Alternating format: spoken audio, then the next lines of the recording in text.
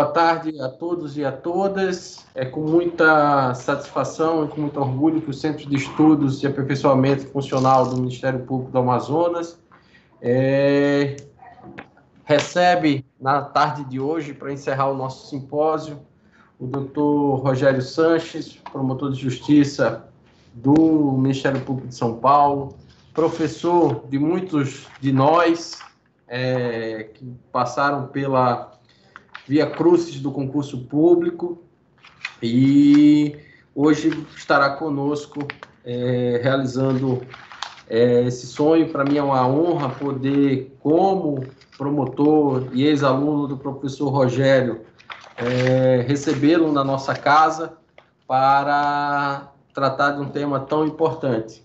E essa alegria fica ainda maior de poder ter nessa conferência o meu amigo Daniel Leite Brito, uma pessoa da mais alta competência, com quem eu aprendi muito no período que tivemos juntos no GAECO, um ser humano fantástico e que tem grandes colocações a fazer hoje para esse tema, né? Então, professor Rogério, é um prazer muito grande para o Ministério Público tê-lo conosco. E, sem mais delongas, eu vou passar a palavra para Vossa Excelência, ficar à vontade, explanar sobre a justiça penal negociada e esse novo papel do Ministério Público brasileiro nesse novo formato de atuação.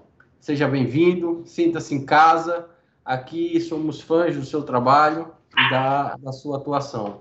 Muito obrigado por ter aceitado o convite. O senhor está com a palavra. Obrigado, quero agradecer um honroso convite, participar neste simpósio. Agradeço, colega Alessandro, em seu nome cumprimento todos que nos assistem. Também eu quero cumprimentar o colega Daniel, tenho certeza que isso aqui não vai ser uma aula, não venho aqui com predicados professorais, na verdade vai ser um bate-papo, vai ser um bate-papo, um saudável bate-papo, até concito o colega Daniel a me interromper quando for necessário. Me interrompa, vamos aqui fazer deste final de tarde um bate-papo sobre justiça consensual. Aliás, justiça consensual é um bate-papo agora na justiça criminal. Então, Daniel, sinta-se, por favor, à vontade para me interromper quando quiser. Tá? Como já dizia Spínola Filho, a parte é o tempero do debate. Eu sou promotor de júri, eu adoro uma parte. Ok, pode deixar, professor. Agradeço a gentileza. Bom, então vamos lá. Eu também quero aqui alertar a todos que eu estou de terno, camisa, paletó, gravata, que é um aplicativo que eu uso, que parece que eu estou de camisa, mas é um aplicativo, eu estou igualzinho o Alessandro e o Daniel, estou totalmente trajado de acordo com as tradições forenses. Vamos lá. Eu trouxe alguns slides que eu gostaria de compartilhar. Deixa eu ver se eu consigo aqui. Pergunto para o Daniel. Daniel, está conseguindo ver?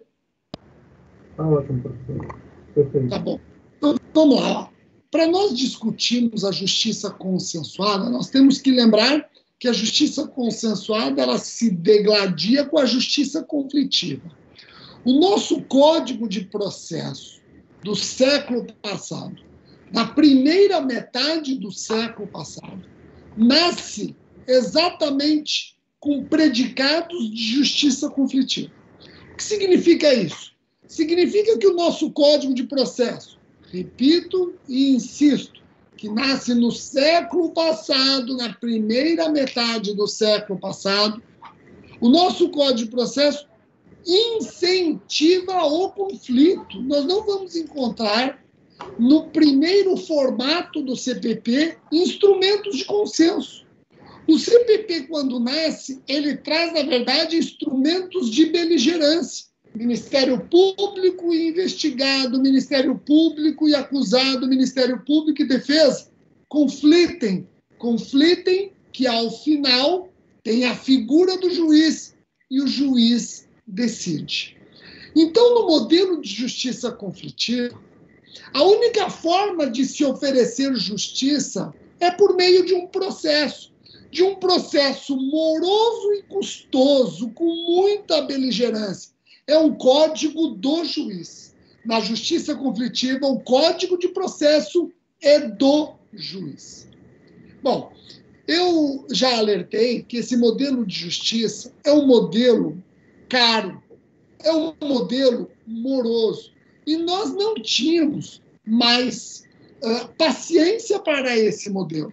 Ninguém mais aguenta esse modelo de justiça conflitiva. Nós queremos obedecer o artigo 5º da nossa Bíblia Política. Nós queremos obedecer o artigo 37 da Constituição, que buscam eficiência, prazo razoável no artigo 5º e o princípio da eficiência no artigo 37. É isso que nós buscamos, principalmente na seara criminal. Então, a justiça conflitiva, ela, do jeito que estava, hipertrofiada, faliu. Bom, então, Rogério, começamos a pensar com a cabeça de justiça consensuada, sim.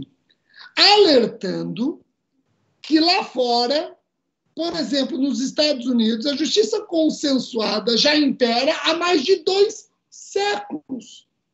Nós estamos no século XXI, Daniel, tentando convencer o judiciário, tentando convencer os operadores do direito que a justiça conflitiva é o presente.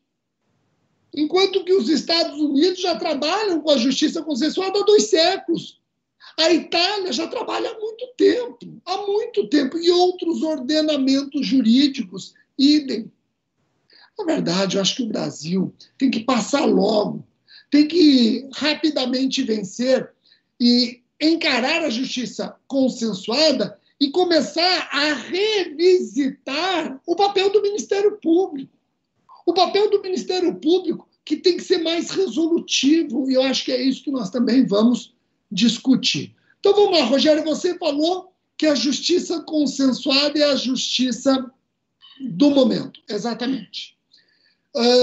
Quando nós pensamos no processo penal hoje, Daniel, nós temos que reconhecer que no processo penal também é possível se dialogar com a justiça múltipla portas.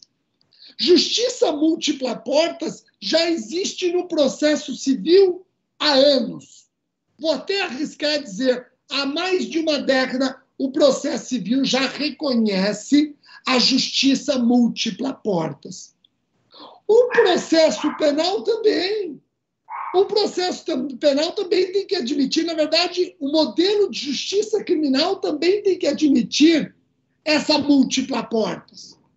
A justiça criminal, ela não é concretizada somente por meio de um processo.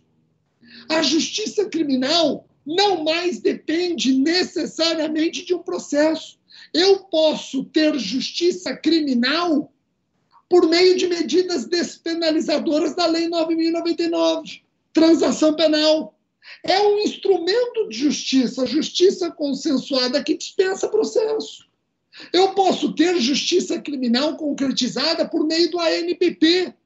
É uma justiça que nós damos ao comarcando, nós damos essa justiça, não necessariamente por meio de um processo. Então, vamos reconhecer a justiça criminal múltipla portas. Na justiça consensuada, como o próprio nome já anuncia, prepondera o consenso, o ajuste de vontades, o negócio. É isso que prepondera. Não tem mais aquele incentivo ao conflito. Aqui o incentivo é para que haja consenso. Nós damos para as partes a oportunidade para que elas busquem a melhor solução para aquela causa. E o juiz homologa. O juiz homologando o consenso, Daniel, ele está homologando justiça. Ele está oferecendo justiça, independentemente de um processo. Por isso que eu bati na tecla da justiça criminal múltipla portas. Eu posso buscar a justiça criminal por meio de um processo, por meio de uma transação, por meio de um acordo de não persecução penal, por meio de uma colaboração premiada. São maneiras diferentes de se concretizar a justiça criminal. Eu tenho que me apartar, já não há mais dependência do processo. Agora, a justiça consensuada, ela tem pelo menos 3 facetas. E é isso que eu gostaria de chamar a atenção, porque aqui, Daniel e Alessandro, não há uma unanimidade ou uma uniformidade na doutrina, não há. Analisando alguns livros, eu chego à conclusão que a justiça consensuada ela pode ser restaurativa, reparatória e negociada.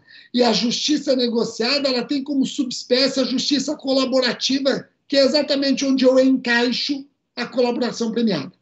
Rogério, mas elas são diferentes? São diferentes.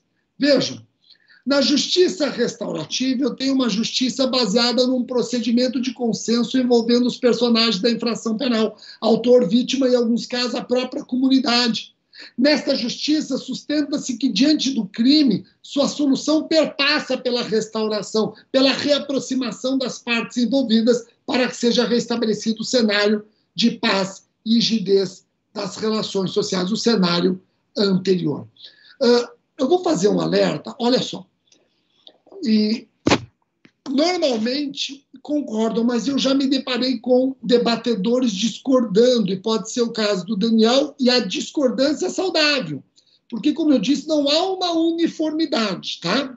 Mas veja, Daniel e Alessandro, nós não temos uma legislação preconizando a justiça restaurativa na seara criminal. Não temos, não temos. O que nós temos, Daniel, são iniciativas de justiça restaurativa por parte de colegas do MP, por parte de juízes, são iniciativas ao arrepio da lei. Não tem lei. Sabe onde existe norma regulamentando a justiça restaurativa de uma maneira muito interessante? Na área da infância e juventude. Na área da infância e juventude, nós trabalhamos e muito com base em justiça restaurativa. O ECA, nas entrelinhas, traz a justiça restaurativa e resolução do CNJ também. Tem resolução do CNJ mandando os juízes usarem e abusarem da justiça restaurativa. Mas na seara criminal, repito, não temos uma legislação instrumentando os operadores a trabalhar a justiça restaurativa, uma legislação criminal nesse sentido, criminal em sentido amplo, mas já percebemos iniciativas, viu? Iniciativas importantes. Então vamos dar sequência. Dando sequência, eu vou para a próxima. A próxima é a justiça reparatória, que se faz por meio da conciliação promovida pelos órgãos integrantes do sistema criminal, como ocorre na transação penal e nos termos de ajustamento de conduta, em alguns casos possíveis até na seara ou com reflexo na seara criminal. A transação penal, então, ela faz parte de uma justiça reparatória. A justiça reparatória não se confunde com a justiça restaurativa, porque na justiça reparatória essa conciliação é promovida pelos órgãos integrantes do sistema criminal, enquanto que na justiça restaurativa nós temos que evitar o sistema de justiça criminal nesse momento de reaproximação. Aliás, o sistema de justiça criminal numa justiça restaurativa nem combina, atrapalha. O tratamento ali é outro. O tratamento, ainda que haja um reflexo criminal. Então, a Lei 9.099, ela está inserida numa justiça reparatória. E, por fim, eu tenho a justiça negociada proveniente, sobretudo e não exclusivamente, do direito americano. O agente e o órgão acusador acordam acerca das consequências da prática criminosa, o que evidentemente pressupõe a admissão de culpa. E aqui eu posso encaixar a colaboração premiada, aqui eu posso encaixar o ANPP, o Acordo de Não Persecução Penal. Antes de prosseguir, eu quero fazer uma observação. Não sei se o Alessandro e o Daniel concordam comigo. Uma colega nossa do MP do Rio discordou veementemente. Mas não tem problema, nós estamos aqui para isso. A partir do momento que nos colocamos no ambiente de justiça consensuada, não há que se falar em direito subjetivo de quem quer que seja. Esse é um equívoco. Alguns colegas admitindo direito subjetivo do investigado, por exemplo, ao ANPP. Alguns colegas, Daniel e Alessandro, vocês já trabalharam no GAECO, alguns colegas admitindo direito subjetivo ao acordo de colaboração premiada. Isso é uma asneira. Na justiça consensuada não há que se cogitar de direito subjetivo de quem quer que seja. Você tem certeza? Tenho. Por quê? Porque nós estamos num plano horizontal entre as partes. A vontade de uma das partes não prepondera sobre a outra. O direito criminal vai ter que começar a trabalhar do jeito que o direito civil trabalha há muito tempo. Ô Daniel, Alessandro, num divórcio, algum dos divorciandos tem uma vontade que prepondera sobre a do outro? Não, o divórcio consensual só sai se as duas partes quiserem que seja consensual. Senão, nós vamos ter que ir por litigioso. Aqui é a mesma coisa. Então, não pode o investigado, por exemplo, falar eu tenho direito público subjetivo ao ANPP. Não, não tem, porque a sua vontade não prepondera sobre a vontade do Estado. Você pode ter pretensão ao ANPP, e essa sua pretensão ela vai passar por uma análise do Ministério Público proponente. E o Ministério Público vai trabalhar com discricionariedade, sim. Claro que é uma discricionariedade regrada. Temos que explicar por que não ofertamos o ANPP naquele caso concreto, com base nas circunstâncias do caso concreto. E se o investigado se sentir aviltado, ele pode provocar o nosso superior hierárquico a rever nossa decisão. Mas não deixamos de agir discricionariamente. Não existe direito público subjetivo, é um equívoco falar em direito público subjetivo e justiça negociada. Daniel Alessandro, do mesmo jeito que a vontade do réu ou do investigado, no caso de ANPP, não prepondera sobre a vontade do Ministério Público, a vontade do Ministério Público também não prevalece sobre a vontade do investigado ou do réu. É um plano horizontal. E claro que nós podemos agir mediante provocação do investigado ou do réu. Eles podem nos provocar. No ANPP, apesar disso não estar evidente, fica lá que o Ministério Público ofertará a proposta, mas eu posso ofertar a proposta porque ele me provocou. E isso é legítimo, faz parte de um consenso, a mesma coisa na colaboração premiada. Apesar de você ler o artigo 3º-B da Lei 12.850 de 2013 ficar aparecendo que está sob o império do Ministério Público, não. Eu, promotor de justiça, posso sim, apesar de que na Lei 12.850 está mais tranquilo, porque lá parece que é o inverso, né? Parece que só vamos cogitar da colaboração premiada se ele propuser. Não, eu posso propor. Tudo bem, não é o que se indica. No caso de colaboração premiada, o Ministério Público deve ter uma conduta muito passiva. Mas nada impede, na justiça consensuada, a partir do Ministério Público, o acordo de colaboração premiada. Por que não? Bom, vamos lá. Feita essa observação, deixa eu prosseguir aqui. A justiça consensuada, ela já está sendo admitida, eu trouxe aqui dois personagens importantes. Alexandre da Rosa, juiz, e Auri Lopes, advogado. Só para não ficar com a impressão de que eu estou trabalhando com teses de Ministério Público. Não. Nós, promotores, estamos agora vendo a opinião de um advogado e de um juiz. Alertam que somente os juristas desatualizados insistem em excluir os institutos da justiça negociada do ambiente processual brasileiro, lutando para manter a ilha moderna do processo penal e o fetiche pela decisão penal de mérito. Não se esqueça da justiça criminal múltipla portas. O processo não deve ser o único caminho para se concretizar justiça. Deve ser mais um caminho. E agora, rompidas barreiras, rompendo-se paradigmas, o processo vai, se já não é, em breve será uma exceção. A regra vai ser o consenso. É possível concluir que a realização de acordos penais no Brasil, apesar de não ser a única e suficiente alternativa à resolução dos graves problemas, afigura-se como uma medida imprescindível e urgente para deflagrar um sério processo de aprimoramento e reforma do nosso sistema. Bom, dando sequência, a justiça consensuada, ela é objeto de críticas. Antes de analisar as críticas, deixa eu apenas revelar o que alguns livros explicam como campo fértil para este modelo. Países que usam e abusam da justiça consensuada costumam justificar a sua implantação com base no excesso de processo, ganho de honorários mais rápidos e evitar penas severas. No Brasil, nós poderíamos talvez usar o primeiro argumento.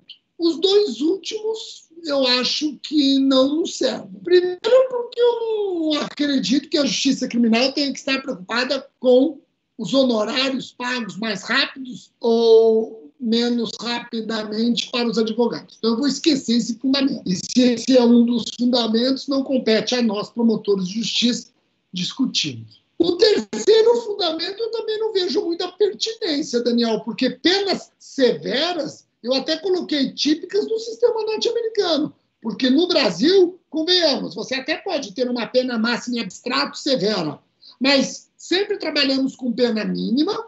Acima da pena mínima, o juiz tem que fundamentar e se desdobrar na fundamentação, e vejam quantas benesses em sede de execução penal. Não é verdade? Então, eu acho que no Brasil, a única coisa que justifica com perfeição a introdução da justiça consensual é o excesso de processo, que está levando a nossa justiça criminal a uma morosidade inaceitável e a custos também antes não imagináveis. Então, a justiça consensuada no Brasil pode usar muito bem o primeiro fundamento, mas os outros dois eu acho que não servem. Agora, eu dizia o seguinte, que a justiça consensuada, ela não está livre de críticas. Esse sistema tem críticas. A primeira crítica nos atinge, Daniel e Alessandro, abusos praticados pelo MP e erosão do sistema acusatório. Eu não duvido, principalmente no sistema norte-americano, eu não duvido que você vai encontrar abusos do promotor. Lá eu não falo Ministério Público porque não é Ministério Público. Lá eu não falo promotor de justiça porque não é promotor de justiça. Lá é o prosecutor, o district attorney, etc. Tal, e ele tem um viés efetivamente acusatório, e por aí vai. Até porque o cargo é político e ele tem uma atuação eminentemente política. Mas lá existe uma crítica grande à atuação do promotor, seja federal, seja estadual. Digamos que lá até há um exagero, né? Na instância federal, 97% das causas terminam em acordo, 94%, e nas estaduais, 97%. Mas lá a justiça consensuada está sendo objeto de um recall por conta desses abusos. Quais abusos? O promotor trabalha num ambiente de bluffing, ele blefa, ele finge que tem elementos contra o investigado, mas na verdade não os tem. Ou então, o over-recommendation, onde ele acaba entendendo que dos elementos de prova o crime é bem mais grave do que o crime que efetivamente aconteceu. Então ele joga lá em cima para poder fazer acordo naquilo que de fato aconteceu. Então, existe, de fato, lá no sistema norte-americano, existe, de fato, um arranhão que está levando a um recall. Os advogados lá estão querendo uma maior participação do judiciário. E nós sabemos que isso é terrível. O judiciário participando da justiça consensuada, o judiciário no sistema acusatório não tem que participar da justiça consensuada. Bom, e alguns estão achando que nós estamos canteando o magistrado, e não estamos. Tudo é dirigido ao magistrado. Ninguém está violando o sistema acusatório. Continuamos com os operadores com seus papéis perfeitamente distintos. Se você tem medo desse perigo aqui, Para resolver esses perigos, basta regular o sistema, pressupondo o compartilhamento dos elementos existentes, exigir a presença do advogado e a supervisão de um juiz, que deve ser mais do que um simples homologador. E nós temos isso, viu, pessoal? Nós temos isso. Basta você ver que no ANPP é pressuposto do ajuste a existência de um procedimento investigatório criminal. É pressuposto. Por quê? É graças a esse procedimento instaurado que o advogado vai ter acesso a tudo que existe em face do seu cliente ou do seu assistido. E aí ele possa decidir se quer ou não fazer um acordo. A transparência, a boa-fé. Por falar em boa-fé, vai lá no artigo 3º-B da Lei 12.850/2013. Veja a expressão boa-fé na colaboração premiada. Primeira vez que nós nos deparamos com a expressão boa-fé no âmbito da justiça criminal. A boa-fé que está presente no processo civil. O CPC de 2015 utiliza a boa-fé, o princípio da boa-fé em vários dispositivos. Daniel, até então nós não tínhamos isso. Agora temos a boa-fé instalada no processo penal. E sabe aonde? Na colaboração premiada. Rogério, é possível exigir boa-fé da administração pública? Claro que é.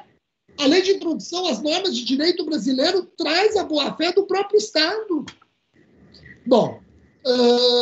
Professor, se me permite uma intervenção, com relação a esse aspecto que o senhor colocou ainda há pouco, o senhor, fazendo esse comparativo com o nosso sistema e naquele no qual nós nos espelhamos do modelo norte-americano, essas amarras que o senhor trouxe, fez menção agora há pouco, com relação à dificuldade que o juiz tem aqui no Brasil de se fixar uma pena acima do mínimo legal, não acaba por fragilizar uma negociação, uma busca na consolidação desse Instituto da Justiça Negociada, porque nós sabemos que nos Estados Unidos, o senhor fala aí de uma questão de um blefe, da questão do prosecutor, mas lá a gente pode ter uma previsão um pouco mais concreta de qual seria uma pena no caso de violação de uma determinada infração pelo sujeito. Então, o advogado dele, quando vai para levar aquilo para negociação, ele já tem mais ou menos uma ideia de quanto seria a pena que aquele cidadão teria ali para,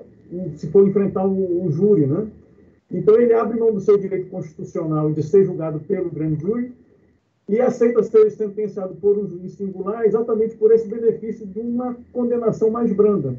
E aqui nós temos exatamente essa diferença que é sensível do meu ponto de vista, em que, primeiro, nós temos uma cultura, do meu ponto de vista, equivocada, de que sempre temos que partir da questão da pena mínima e a exasperação dessa pena mínima é quase que um sacrilégio.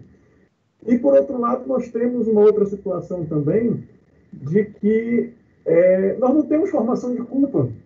Ou seja, nós acabamos por estimular uma situação de que não vai haver uma resposta judicial mesmo, ou seja, de criminal, ou seja, a pessoa vai evitar o processo a todo e qualquer custo. Esses aspectos não seriam, de certa forma, dificuldades que nós teríamos a analisar, a trabalhar e, se for o caso, até tentar superar, inclusive com mudanças legislativas? Vamos lá, Daniel. Perfeito. Muito legal. Observações muito boas. Mas eu te pergunto, eu vou responder uma pergunta sua com uma pergunta, se você me permite. Roubo com emprego de arma. Agente primário, eu sei a pena. 5 anos e 4 meses. Arma branca, 5 anos e 4 meses. Tráfico de drogas privilegiado. Eu sei qual é a pena. 1 ano e 8 meses. Furto qualificado, agente primário, eu sei qual é a pena. 2 anos. Então, no Brasil, nós temos essa previsibilidade, sim, viu, Daniel? Pelo menos eu, aqui em São Paulo, trabalhando há 21 anos na área criminal, eu já sei, olha, se essa pena passar de 5 anos e 5 meses, olha, a coisa aqui, o juiz é mão pesada. Então, eu acho que nós temos razoavelmente uma previsibilidade.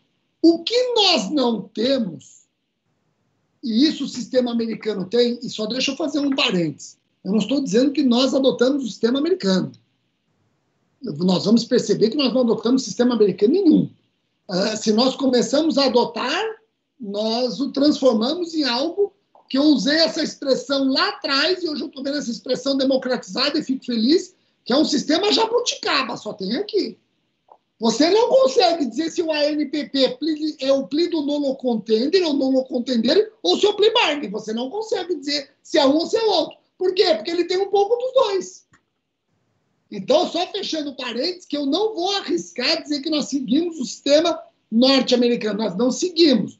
Pode haver uma certa influência, mas por que não do sistema francês? Por que não do sistema alemão? Aliás, o ANPP, se eu parar para pensar, ele dialoga muito melhor com a França e principalmente com a Alemanha. Porque na Alemanha, o ANPP também nasceu de uma resolução, não nasceu de uma lei. Também foi questionada no Supremo deles, na Corte Constitucional. Julgou, dizendo o seguinte, tudo bem, não poderia ser por instrumento diverso da lei, mas nós gostamos do ANPP, vai continuar, pronto, acabou. Então, se eu tivesse, eu estou pensando no ANPP, se eu tivesse que analisar um ordenamento que dialoga melhor com a ANPP, eu pediria atenção para o sistema francês e para o sistema alemão. Bom, fechando esse parênteses, o que o sistema americano tem, Daniel, e isso é invejável. O nosso tinha, até percebemos isso um pouco, agora veio o pacote anticrime e aniquilou, pelo menos na colaboração premiada. Sabe o quê? Liberdade de negociação. Isso eles têm, Daniel. Liberdade de negociar. Nós tínhamos isso na Lei 12.850, não temos mais. Quando a Lei 12.850, alterada pela Lei 13.964, diz que o promotor não pode negociar nada fora do que está na lei, ele tornou uma negociação tarifada ou tarifária. Isso não combina com justiça consensuada. Então, quer dizer que você, Daniel, no GAECO, você pode oferecer o perdão judicial, que é até esquisito, porque é um perdão do juiz, não é teu. Como é que você pode oferecer o que não é teu? Ou então uma redução de 2/3 da pena. Mas, Daniel, as tuas condenações no GAECO, chegar aqui a 80, 90 anos, você vai falar para ele, fica tranquilo que eu reduzo 2/3. Eu consigo pedir uma... eu vou cumprir só 30 anos. Acabou, não tem acordo. Por que tiraram do Ministério Público o poder de negociação, dizendo a sua pena ficará em 30 anos, mas você vai começar a cumpri-la no regime domiciliar fechado? Que regime é esse? Um regime que eu estou te oferecendo e você está concordando. Mas não é uma pena sem previsão legal? Não é pena. Eu quero que se dane a pena que está sendo imposta pelo juiz da colaboração premiada. Daniel, ele pode impor a pena que for.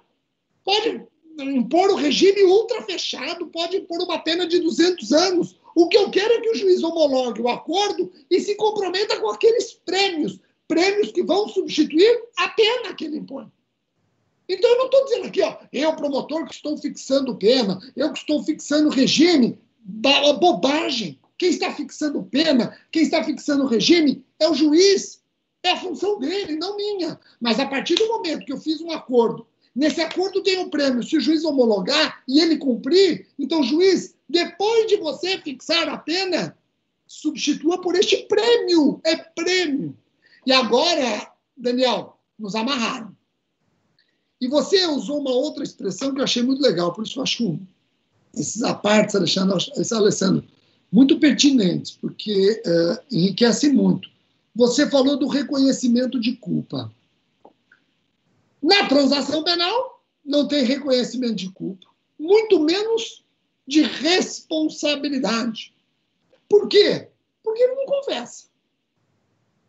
Na colaboração premiada, tem reconhecimento de culpa, sim, em regra. O juiz homologa, tem o reconhecimento de culpa no final, quando o juiz, na sentença, condena, impõe pena e substitui pelo prêmio. Então, tem reconhecimento de culpa. Não só de responsabilidade, mas de culpa. Agora, no ANPP, Daniel, se você me perguntar, eu vou me sentir numa fase oral de concurso e vou ter que falar, não me recordo, excelência. Por quê? Porque no ANPP, Daniel, e o Alessandro já me falou que hoje vocês tiveram uma palestra sobre o ANPP, no ANPP, ele confessa, ele tem que confessar. Então, se ele tem que confessar, eu tenho reconhecimento de responsabilidade. Mas não há reconhecimento de culpa, porque não existe o devido processo legal. Reconhecimento de culpa, só o juiz depois do devido processo legal. Então, olha que interessante. Na transação, não se reconhece culpa nem responsabilidade. Na colaboração premiada, reconhece culpa e responsabilidade. E no ANPP, reconhece-se responsabilidade, porque ele confessa, mas não tem culpa, porque não tem nem denúncia. Como é que eu vou falar em culpa?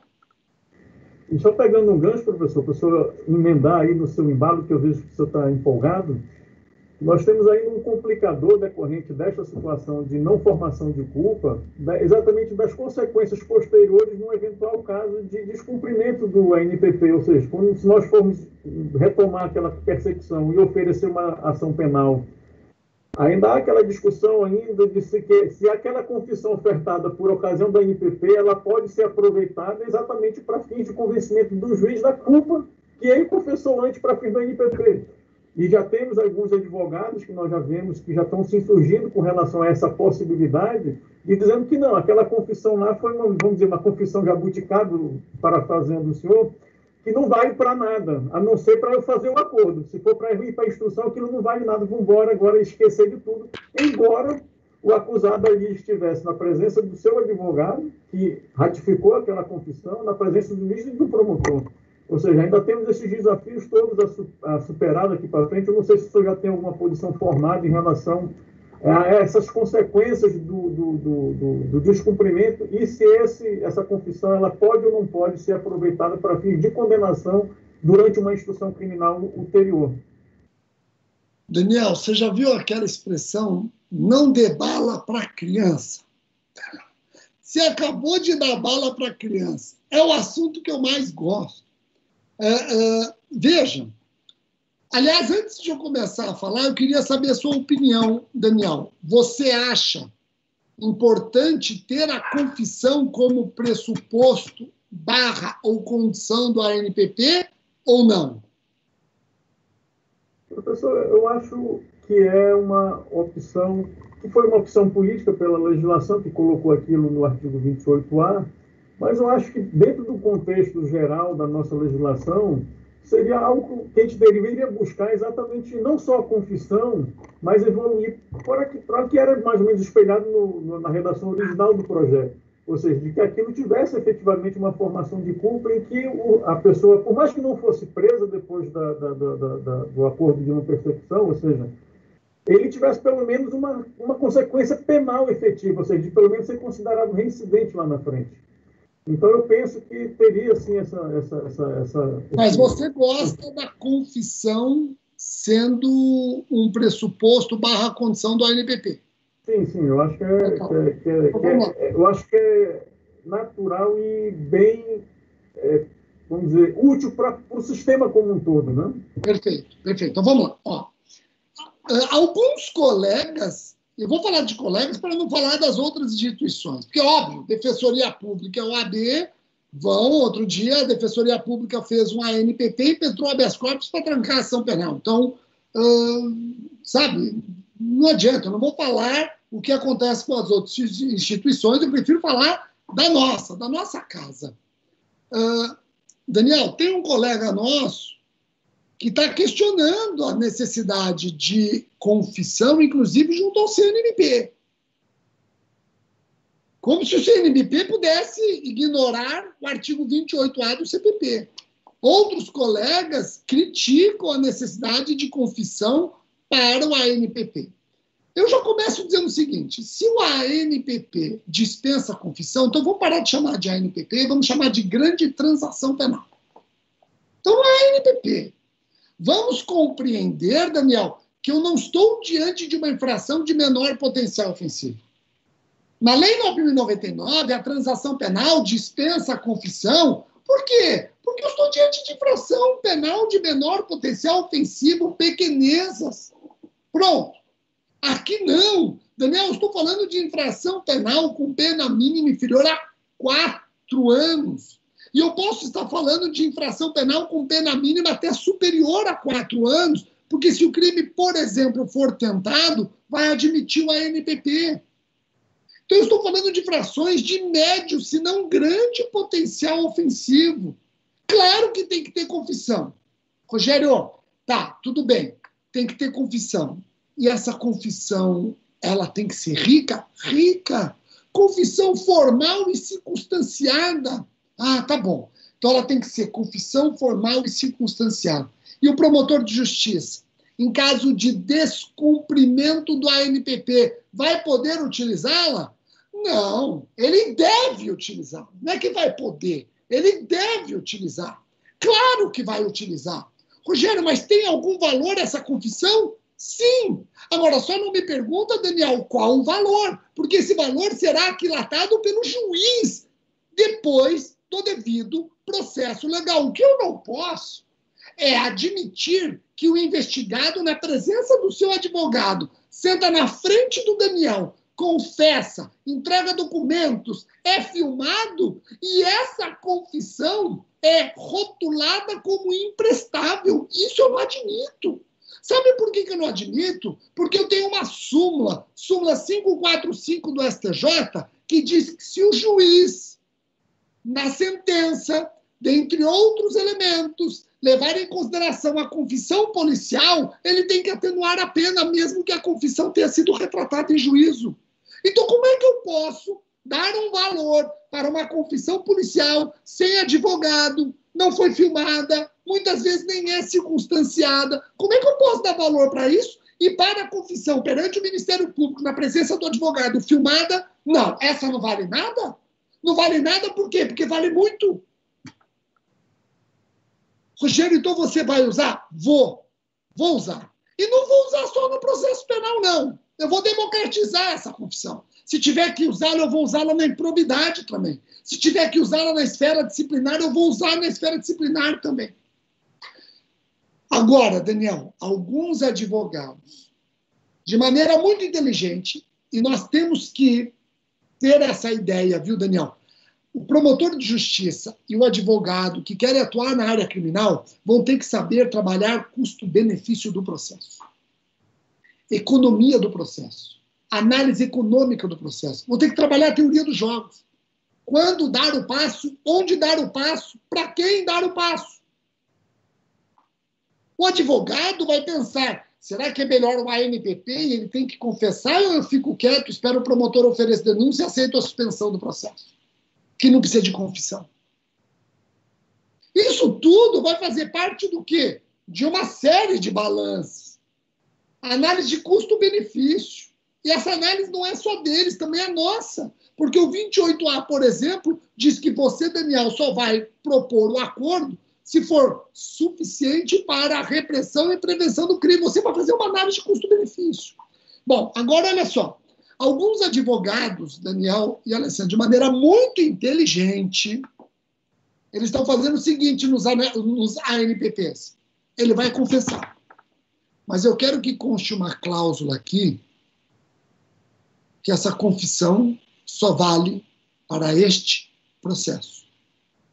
E se ele cumpriu a ANPP, esta confissão não pode ser utilizada em qualquer outro lugar. Olha que inteligente. E tem colegas assinando. E aí aquela boa-fé que eu falei, Daniel, não vai nos permitir descumprir essa cláusula.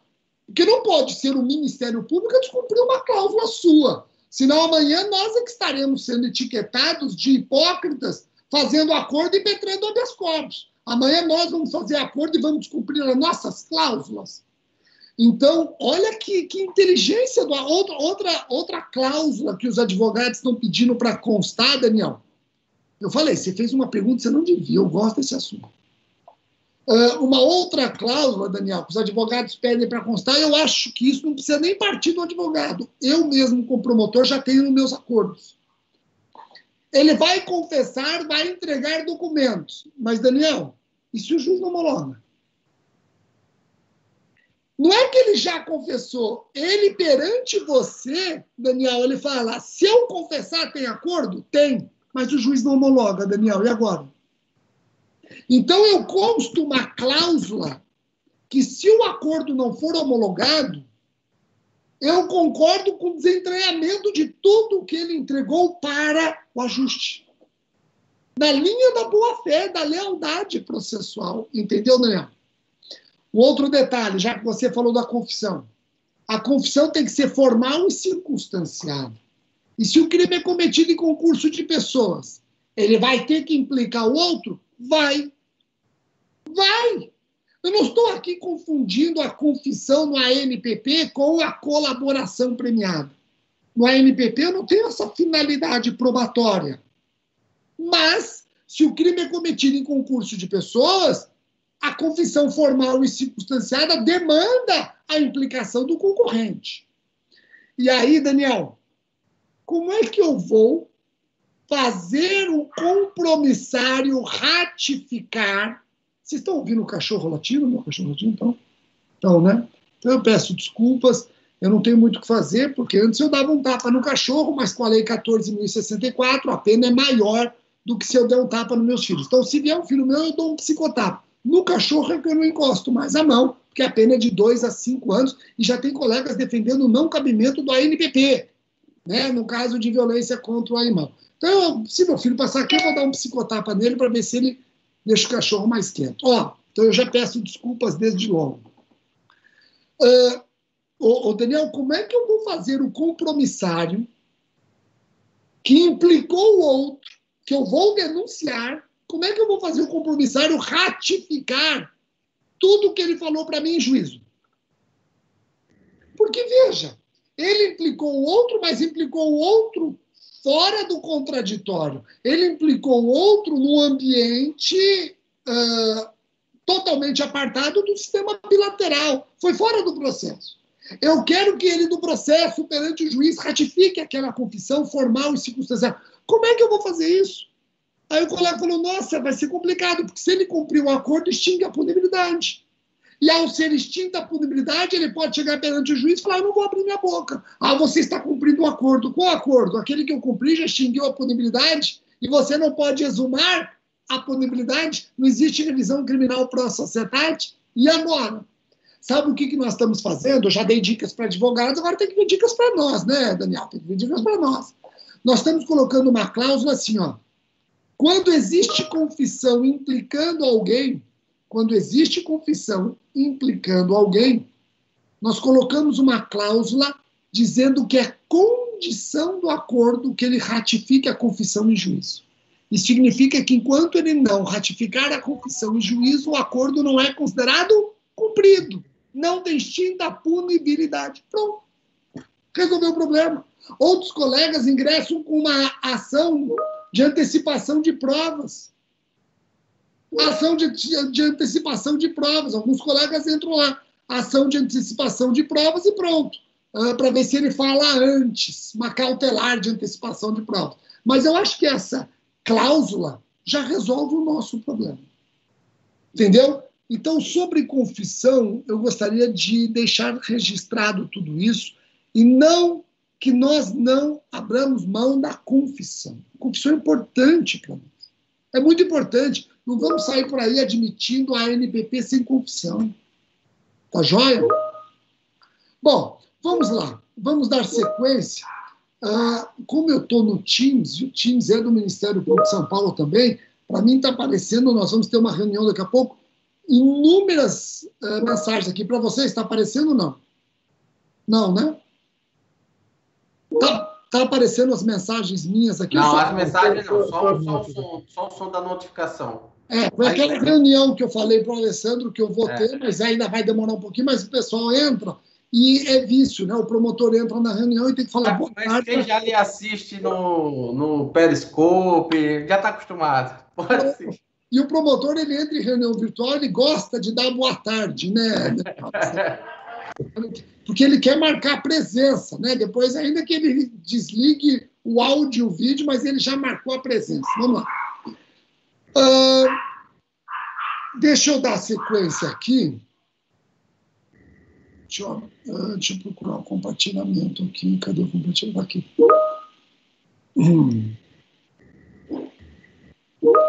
Agora eu acho que vocês conseguem ver, inclusive, as mensagens que estão chegando. Não conseguem, não? Não. Não, só o slide. Joia.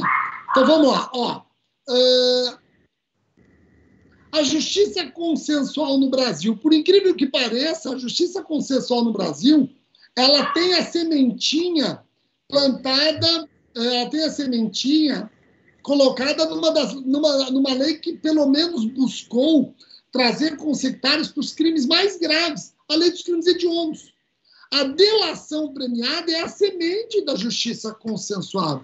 Aqui o investigado ou réu assume a culpa e colabora com a justiça, delatando concorrentes do crime em troca de redução de pena. A sementinha foi plantada aqui. Depois veio a Lei 9.099, com a transação penal. Nas infrações penais de menor potencial ofensivo, pena máxima não superior a 2 anos, o autor dos fatos, sem assumir a culpa, concorda, desde logo, cumprir medidas alternativas, evitando ser denunciado ou processado. Olha o que eu escrevi aqui, Daniel, sem assumir a culpa. É o plido nulo contender ou nulo contender, e sequer se exige confissão. Depois veio a Lei 12.850, de 2013. A colaboração premiada em infrações penais envolvendo organizações criminosas. Admite-se a colaboração do investigado, réu condenado em troca de um prêmio. Aqui tem reconhecimento de culpa e responsabilidade. Depois veio a resolução 181 do CNMP. Investigado confessando o delito concorda cumprir desde logo condições que evitam o oferecimento da denúncia, culminando com o arquivamento do procedimento. O ANPP foi transportado para o Código Penal, é o artigo 28A do CPP. E não culmina com o arquivamento simplesmente, mas com a extinção da punibilidade. E aí, o plea bargain. Mas o plea bargain não existe. O plea bargain, para nós aqui, não existe. Estava no projeto do pacote anticrime e não passou. O acusado no processo crime, ele confessa o delito e abre mão do direito de produzir prova negociando pena. Opa, aqui é plea bargain.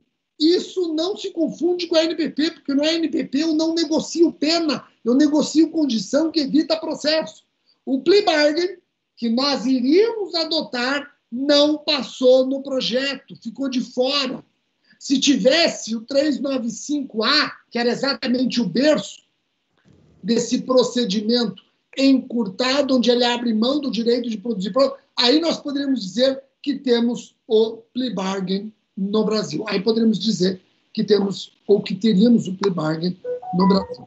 Eu fiz essa exposição, fazendo também essa análise da legislação, principalmente para você não associar o nosso modelo ao plea bargain. Nós não temos plea bargain, temos plido nulo contender ou nulo contendere na Lei 9.099, e o ANPP é um plito piniquim, não tem nome. Alguém vai dar esse nome, viu, Daniel?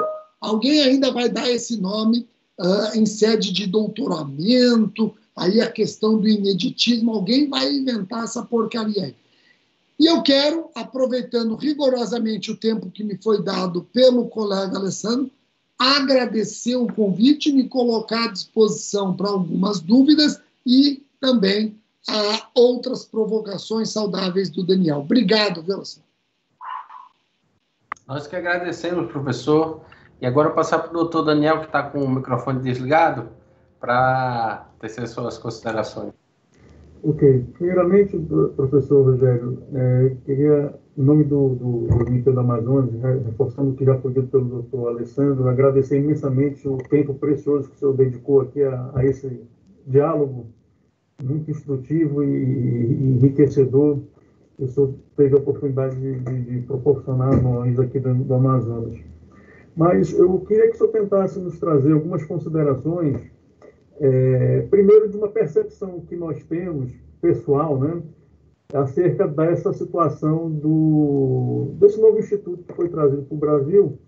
E eu até, assim, em algumas situações, professor, eu brinco falando para alguns colegas que no Brasil nós temos, o senhor falou em direitos subjetivos dos réus e tal, mas em algumas situações eu brinco falando para alguns colegas que no Brasil é a terra da jabuticaba, realmente, onde nós conseguimos identificar na legislação direito subjetivo a praticar crimes e não sermos punidos. Ou seja, isso é uma situação muito interessante, porque nós temos vários institutos e toda uma política legislativa feita para que, primeiro, a pessoa não seja punida e que, se for punida, a pena não seja cumprida. E aí nós vemos já do lado da advocacia, realmente, estratégias todas de defesa que são traçadas exatamente para ir contra a celeridade processual.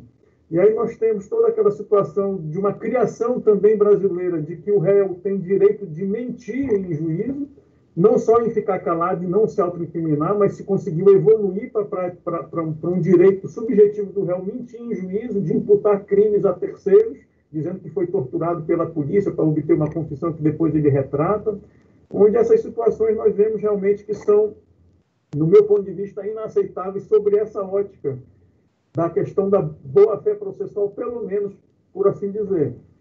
Então, eu queria que o senhor tentasse nos fazer uma reflexão que o senhor tem sobre essa visão dessas estratégias de defesa que jogam exatamente pela morosidade do processo, contando muitas vezes com uma questão de uma prescrição de um judiciário que não consegue dar conta de uma sentença dentro do prazo razoável, onde só se julga praticamente processos de réus presos, né?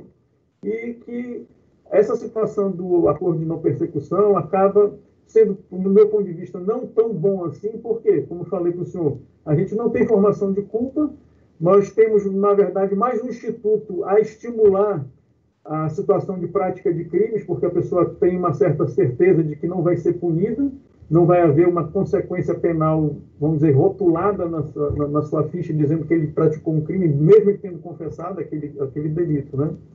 Eu queria que o senhor tentasse ver se tem alguma reflexão sobre esses pontos que são, no meu ponto de vista, delicados sobre essa matéria, né? Daniel, bom, essa sua observação é muito importante, ela faz parte da angústia do promotor de justiça. Você escolheu ser promotor de justiça? Sim, você vai ter essa angústia. Qual é a angústia? É querer promover a injustiça e perceber que, muitas vezes, essa promoção da justiça ela é encarada como uma perseguição absolutamente parcial, ela é encarada como um ato de um justiceiro, ela é encarada como um ato político. Então, são angústias nossas. E que, muitas vezes, o outro lado é que passa a ostentar como se fosse o paladino da justiça. Eu vou te dar um exemplo recente. Eu coordeno uma pós e eu convidei um advogado para participar de um debate comigo. E o advogado começou a aula assim. Caros alunos, nós sabemos que a jurisprudência, quem constrói é o advogado. Não é o juiz nem o promotor, é o advogado. Nós aqui guiamos a jurisprudência para onde nós queremos. Eu fiquei pensando, falei, mas eu xingo agora ou xingo daqui a pouco? Aí eu parei para pensar, Daniel, ele não está muito errado, não. Ele não está muito errado, não. Você perceba só o trânsito que a Defensoria Pública tem nos tribunais superiores. Nós dificilmente estamos conseguindo fazer os nossos pleitos chegar até o Supremo, até o STJ, por conta dos repetitivos. A Defensoria Pública consegue via habeas corpus. A defesa consegue rediscutir temas de repetitivos em habeas corpus. Então, não é fácil, não é fácil. Ser promotor de justiça é viver com essa angústia. Mas eu gosto dessa angústia. É isso que me move. É isso que me move. Eu vou... Tanto é que o nosso órgão, né, Daniel, é o mais procurado para transplante, porque não aceita rejeição. Não é verdade? Então, nós vamos ter que conviver com isso. Eu gosto do ANPP. Eu gosto do ANPP e eu gosto do ANPP. Ele, pelo menos, tranquiliza um pouco o meu espírito, Daniel. Acho que, diferentemente do teu, o meu espírito ele tranquiliza. Porque eu tenho muito medo da prescrição. Muito medo da prescrição. Conseguimos algumas vitórias recentes nos tribunais superiores, a decisão confirmatória da condenação zera o cronômetro, interrompe a prescrição, é uma vitória importante, mas ainda não conseguimos mudar o termo inicial da prescrição da pretensão executória, que continua sendo determinada pelo trânsito em julgado para acusação. Então, demora-se anos para o trânsito em julgado definitivo, e não vai você ficar pensando que a PPE começa dali. Não, ela começa o trânsito em julgado para acusação. Para acusação, nós ainda não... E eu acho que nós não vamos conseguir mudar isso na jurisprudência, porque isso precisa de lei. Aí a lei é imprescindível. Mas o ANPP, ele me deixa mais confortável, eu paro de ter medo da prescrição. E eu me sinto mais concorrente, eu me sinto mais coautor do sistema criminal e não mero coadjuvante. Eu gosto de trabalhar no ANPP aquelas condições e outras, porque as condições não estão no rol taxativo, estão no rol meramente exemplificativo. Daniel, eu gosto de ver a vítima saindo com os danos devidamente reparados, com o prejuízo efetivamente reparado. Eu gosto, eu falo, isso foi graças à atuação do Ministério Público. Eu gosto. Você me permite, eu sei que eu adiantar da hora aqui, mas me permite, o primeiro ANPP no estado de São Paulo fui eu que fiz. E eu fiz o ANPP, Daniel, na época em que a resolução tinha aquela versão mais horrível do mundo, hein? Onde o Ministério Público chamava investigado sem advogado e nem precisava de homologação judicial. Lembra a primeira versão, antes da resolução 183? Aquilo eu já aplaudia, mas cá entre nós, ali nós forçamos a barra, ali nós falamos, o MP faz tudo. Depois só comunica o juiz, sabe aquele caso? Então, arquivei. Como assim? Acabou, tiro da pauta.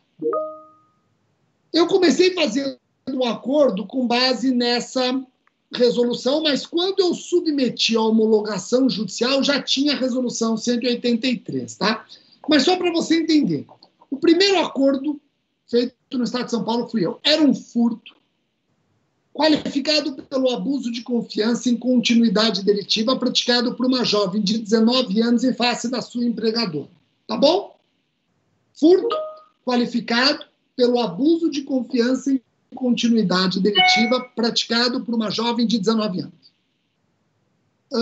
A prescrição corre pela metade, ela tinha menos de 21 anos na data dos fatos. O que eu fiz, Daniel? Chamei a menina. Por telefone, bem informal. Pedi para meu oficial ligar, falou, o promotor quer conversar com você, que dia você pode? Ela certificou nos autos do inquérito a ligação e o dia da reunião para que o juízo mandasse o inquérito no dia acordado. E antes da reunião eu liguei para a vítima. Falei, vítima, tudo bem? Tá, aqui o promotor, doutor, tudo jóia, não sei o quê. Eu na comarca há muito tempo, já há 15 anos na comarca. Falei, olha, aconteceu isso com a senhora, aconteceu, na minha farmácia. E se eu fizer um acordo com ela e conseguir a reparação do dano? Mas todo o dano causado, sim. Aqui nos autos do inquérito diz que o dano é na ordem de 17 mil reais, sim. E se eu conseguir a reparação do dano? Nossa, doutor, eu vou ficar muito feliz, esse dinheiro vai fazer diferença, a minha farmácia não está indo bem, já falaram para eu esquecer, eu nunca mais vou ganhar esse dinheiro. Falei, vamos tentar. Ela chegou até mim, ela sentou, ela e o noivo, Daniel, Alessandro, ela e o noivo, ela foi com o noivo. Ela foi lá, morrendo de medo, achava que já ia ser presa. Ela era uma pessoa humilde, né? Sentou e tal. Aí eu expliquei para ela do que se tratava. Falei, eu vou fazer a proposta, a senhora vai precisar de um advogado. E uma condição que eu não abro mão, minha senhora, ela o quê? A reparação do dano à vítima, 15 mil reais. Ela, nossa, falei, eu não abro mão, a senhora vai ter que pagar 15 mil reais para que eu possa fazer um acordo e arquivar o inquérito. Na época era arquivamento do inquérito, hoje seria extinção da punibilidade. Aí ela falou, mas doutor, agora que eu consegui arrumar um novo emprego, ali foi um deslize na minha vida, eu tenho que reparar o dano mesmo? Falei assim, o noivo dela, Daniel olhou para mim e falou, pode assinar, eu pago. Olhei para ele, vai se acostumando, né? Aí o noivo falou, eu pago. Aí eu falei para ele, você pode até pagar, mas eu vou constar aqui que é ela. Se você não pagar, quem vai sofrer as consequências é ela. Então, fizemos o acordo e aí eu submeti a homologação judicial. Daniel e Alessandro, vocês não acreditam o que aconteceu. Eu não sei se eu já contei essa história. Vocês não acreditam. Eu submeti a homologação judicial porque, como eu disse, já existia a resolução 183 no final do ajuste. O juiz falou, não homologo, a resolução 181 é inconstitucional, tal. E aplicou o parágrafo 6º do artigo 18 da resolução. Falei, mas que esquizofrenia. A resolução é inconstitucional, mas ele aplica o parágrafo 6 do artigo 18 da resolução, que ele acha que é inconstitucional, e mandou para o procurador-geral. Bom, o procurador-geral confirmou o acordo. Falei, pronto. E, tinha que pagar em 3 vezes. Nesse trâmite todo, a investigada já tinha depositado a primeira parcela de 5 mil. Quando voltou do procurador-geral, eu falei o quê? Pronto, juiz, agora você vai ter que homologar, pronto, acabou. Não é verdade? Sabe o que ele fez? Ele não homologou e ele mandou para o Supremo. Por que para o Supremo? Porque tinha uma ADI da ANB, o ministro Lewandowski, que é o relator, ele mandou para o Lewandowski dizer, devo homologar ou não? Você fica imaginando o Lewandowski recebendo esse inquérito de vinheta? Você fica imaginando, o que é isso aqui? Ô, Gilmar! Aí ele falou, Gilmar, eu estou com o inquérito aqui. Aí o Toffoli vai dizer, não, se é inquérito é comigo. Inquérito é comigo. E sabe o que é pior, Daniel? Sabe o que é pior? Quando estava lá no Supremo aguardando, a moça foi fazer o segundo depósito. Ela já tinha pago 5 mil, foi pagar mais 5. Aí o cartório falou, nós não vamos receber porque o juiz não homologou. Ela foi na minha sala, falou, doutor, o juiz não homologou? Mas o senhor falou para eu fazer os depósitos, eu já fiz um e tal, e agora? Aí eu falei assim para ela, Daniel, paga a vítima. Pega um recibo da vítima e traz para mim. Porque faz isso, confia em mim. Ela fez, pagou, quando trouxe eu peticionei. Falei, juiz, quando aquele inquérito voltar, está arquivado. Como assim? Eu estou arquivando, eu não tenho interesse de oferecer denúncia. Caso Vossa Excelência discorde, aplique o 21. Professor, eu sei que o senhor tem 1 hora, a gente já está meio apertado, só para prestigiar alguns colegas que já se manifestaram aqui, eu vou fazer umas perguntas, uma atrás da outra, para o senhor tentar responder de uma forma mais objetiva que o senhor conseguir, para o senhor não perder aí o seu compromisso. A colega Marlene, ela vem falando aqui sobre o juiz das garantias, o que o senhor acha que acontecerá? Nós temos uma outra pergunta do colega Armstrong Carvalho. Professor, o senhor entende que a negociação de pena seria compatível com a Constituição Federal no que toca ao princípio da individualização da pena? E um outro artigo, uma outra pergunta do colega Eduardo Gabriel. Qual a sua opinião sobre a não proibição expressa do ANPP em caso em que o investigado formalizou o acordo de colaboração premiada nos últimos 5 anos? E fechando aqui essas perguntas, professor, a doutora Anabel perguntando se o senhor acha que teria sido melhor se tivéssemos adotado o plea bargain. O plea bargain, legal. Anabel, eu gosto do plea bargain. Aliás, uns falam plea bargain, outros falam plea bargain, vou ser sincero, vou esperar o Supremo decidir qual é a pronúncia mais correta, né? Eu gosto do plea bargain do jeito que estava no 395A do CPP. Eu gosto, eu acho que teria sido uma grande vitória, porque o plea bargain seria realizado no âmbito do processo, no bojo do processo, teríamos uma confissão, ele abre mão da produção de provas, aceita as provas como provas ratificadas sobre o crime do contraditório, e nós já negociamos com o advogado a consequência jurídica. Eu achava o plea bargain, eu acho que ele vinha coroar o sistema de justiça consensual. Agora, eu não posso negar, Daniel, que existe uma lição importante do Gustavo Badaró, e ele fala, se nós queremos uma justiça consensual, vamos ser sinceros, vamos parar de ter transação penal, suspensão do processo, ANPP, colaboração premiada, plea bargain. Vamos fazer uma coisa? É possível acordo no processo penal. Pronto. Acabou. Para com essa história. É possível acordo no processo penal. Pronto. O acordo. Aquele acordo que as partes entenderem melhor. Pode ter acordo que o Ministério Público acha indispensável a confissão. Pode ter acordo que o Ministério Público acha dispensável a confissão. Vamos dizer o seguinte, é possível acordo no processo penal, acabou. Não precisamos de etiquetas, não precisamos de rótulos, vamos admitir um acordo. Isso é interessante, viu? Não é de se ignorar, não. É uma lição interessante do Gustavo Badaró. E eu não lembro das outras duas perguntas. Desculpa. Deixa eu reformular aqui. A doutora Marlene, o que o senhor acha da questão do juiz das garantias? O senhor acha que vai acontecer? Se acontecer, que venha melhorado. A legislação ou que o Supremo, que está com apetite de legislar, então que o Supremo melhore esse juiz das garantias, porque o jeito que está ridículo. Criou-se um super-homem. O juiz das garantias, que, na verdade, ele começa lá no inquérito, no nascer da investigação, e vai até a fase do 399. Ele vai até a fase da designação da audiência de instrução. É ele que recebe a denúncia, é ele que analisa a defesa escrita, é ele que decide provas do 366. Isso é uma estupidez. Criou-se um super-homem. O juiz da instrução é um super-homem. E o juiz das garantias é um super-homem. E o juiz da instrução, um raquítico, um coitado. Então, o jeito que está ridículo. Está ridículo. Aliás, eu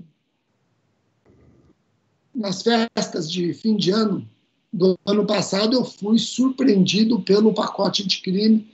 Tive que pedir todos os livros de volta para a editora, tive que ficar atualizando tudo. Acabou Natal, acabou Ano Novo, tal. E esse ano, novamente, por conta da lei de licitações e crimes em contratos administrativos. Bom, mas aí eu estava comentando e aí falavam para mim, fica tranquilo que não vai passar, o Bolsonaro vai vetar o juiz das garantias. Fica tranquilo, ele vai vetar a cadeia de custódia das provas. E eram dois temas difíceis no pacote de crime, juiz das garantias e cadeia de custódia. Pois não é que o Bolsonaro não vetou nenhum deles. E aí eu tive que escrever e tal. E quando eu lia sobre o juiz das garantias, eu lia muito o pessoal dizendo que a paternidade é o Aury Lopes. O Aury Lopes é o pai e tal. E o Aury Lopes, que dá aula comigo na pós, ele me ligou, eu estava lá fora, ele me ligou, falou, Rogério, eu estou aqui e tal, você já acabou de escrever? Eu falei, ainda não, eu estou aqui no juiz das garantias, eu estou com uma dúvida. Eu falei, pera um pouquinho, se você está sendo chamado de pai dessa porcaria aí, você está em dúvida, você está ligando para mim? Vamos lá. Tinha mais uma pergunta, né? Eu vou emendar as duas que são mais do mesmo assunto, e depois vou fazer a última colocação minha para a gente tentar fechar, professor. Seria a questão do... se o senhor entende que a negociação da pena no ANPP seria compatível com o princípio, com a questão das garantias constitucionais, né? E se a falta de uma previsão, de uma proibição expressa do ANPP no caso de investigado que formalizou o acordo de não persecução, de acordo de colaboração nos últimos 5 anos. E só para a gente fechar, professor, já concluir, eu teria uma colocação minha aqui que eu queria ver aqui o que o senhor entende, de uma situação, por exemplo, de um crime contra a honra praticado contra funcionário público no exercício da função, né, onde nós temos que a jurisprudência do STF bateu até com uma situação simulada de que a legitimidade seria concorrente do ofendido e do próprio Ministério Público nesses casos. Como se resolveu uma eventual situação de conflito de interesses aí entre o ofendido e o Ministério Público numa situação dessa, acerca de realização ou não de ANPP? Legal. Veja, eu entendo que o ANPP não viola direitos e garantias fundamentais previstos na Constituição. Não podemos esquecer que tudo faz parte de um ambiente de consenso. Ele age voluntariamente. Não consigo imaginar qualquer princípio esculpido na nossa Bíblia política violado pelo ANPP. Não consigo. Se é possível, a segunda pergunta, se é possível a ANPP, ou se é possível colaboração premiada depois de ter feito a ANPP, ou se é possível a ANPP depois de ter feito colaboração premiada? Na sua opinião sobre a não proibição expressa no ANPP, no caso de investigado que formalizou um acordo de colaboração premiada nos últimos 5 anos, qual é a sua opinião sobre a não proibição expressa dessa situação? Mas depende. Se a colaboração premiada ela não foi aquela colaboração premiada que tem como prêmio a imunidade processual, a colaboração premiada vai terminar com condenação. vai terminar com condenação.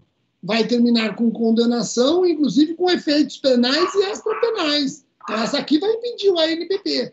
Só aquela que dá imunidade processual é que não impede. Tá bom? No que diz respeito à sua pergunta, veja, a vítima do crime contra a honra tem um direito de escolha, de acordo com a vítima servidor público, de crime contra a honra no exercício da função, tem um direito de escolha, súmula 714 do STF. Qual é o direito de escolha? Entre oferecer a queixa-crime ou a representação ao Ministério Público. Se ele optou por oferecer a representação, ele reconheceu que a titularidade da ação penal é do Estado, não dele. Ele abriu mão da titularidade. Então, nesse caso, prepondera a vontade do promotor de justiça, o titular da ação penal. Se ele não quisesse a preponderância da vontade do Estado, ele tivesse ajuizado a queixa-crime. Perfeito. Professor, a gente sabe do seu horário, a gente se dá por satisfeito da sua, como eu disse, a oportunidade que o senhor nos deu aí de travar essa troca de ideias, né, e enriquecer o nosso conhecimento com as suas colocações. A gente devolve a palavra para o nosso nobre mediador, nosso chefe do SEAF aqui para as conclusões, né? Obrigado, Daniel. Esse nome chefe de SEAF é um nome feio, danado, não tem nada a ver com ambiente acadêmico, de construção de conhecimento horizontalizado. Então, assim, seu amigo, para mim, já é melhor do que chefe de alguma coisa. Nosso amigo, amigo de todos, pronto. Doutor Rogério, professor Rogério, muitíssimo obrigado pela participação, por ter despendido o seu tempo, que eu sei que é bem atribulado, para poder dividir essa tarde aqui no Amazonas, noite aí em São Paulo, conosco e trocar essas ideias. E Dan, me permita chamá-la assim, porque eu já me acostumei desse jeito, depois de todos esses anos trabalhando juntos. Eu agradeço muito as intervenções que foram feitas, o pessoal aqui no chat do evento gostou bastante, os dois estão de parabéns. E aí, para encerrar, a gente só vai realizar o último sorteio do simpósio do livro do professor André Epifânio, que vai ser realizado agora, dentre os que participaram, né? Então, eu só peço essa calma para a gente encerrar em cima do horário, Rogério, e você poder seguir para a sua reunião.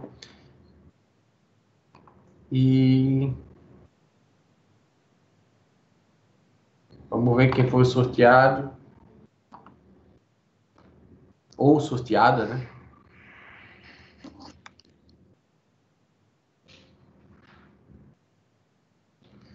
Karen Miranda Santos foi sorteada. Então, parabéns, Karen.